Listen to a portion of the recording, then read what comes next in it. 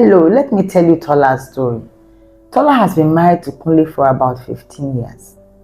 Their family of 4 is blessed with 2 children aged 13 and 10 years old. Tola has never questioned her marriage. They met when she was 24 years old and they were so in love they got married within 2 years of meeting each other. And they were both successful in their careers. But success sometimes has its own reality, loneliness.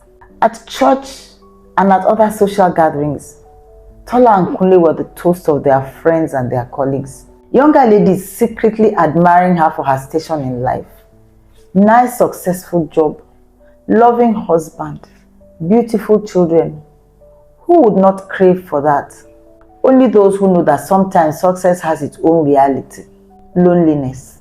Loneliness? It was not that Kunle was having an affair.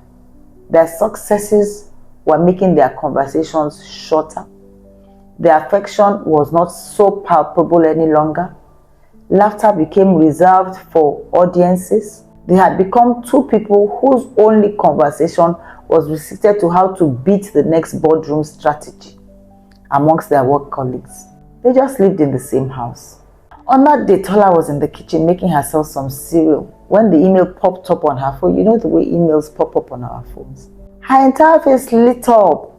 She could not believe what she read. She had got the promotion. She was now head of her department. The salary increase was humongous. She has dreamt that one day she would get to this position. It meant sitting on the management board of her company. She was no longer an observer but an active participant. It meant a fully fitted personal office and not one shared with another colleague. Her official car would be upgraded and her health and other insurance benefits had just been tripled. Tears misted her eyes. Tears of joy as she looked up from her phone. Kunle walked in. "I got the promotion," she told him excitedly, hugging him. But Kunle froze. She could feel his muscles tense up. "Congratulations, that's good for you."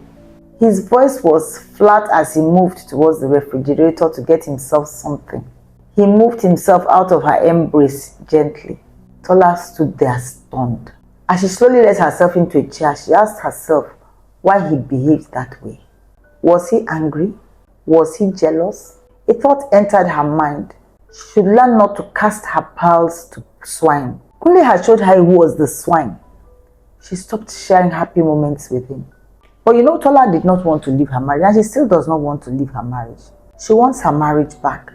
She wants the man she married to return into her arms. She has convinced herself that he's simply under pressure. Things will improve. The children need the family stability. Every marriage has its seasons. God hates divorce. She should wait this season out. So she waits, and the years pass by. Tola thought loneliness was her problem. It really wasn't. Her real problem was that she refused to believe in her truths. Perhaps your moment wasn't a promotion. Perhaps it was something less noticeable, like a forgotten birthday or a family event, or maybe it was an unanswered message that was critical at the time. The door closed, but you didn't notice, or you felt it didn't matter, and then the silence came. And obviously the silence probably was not loud enough.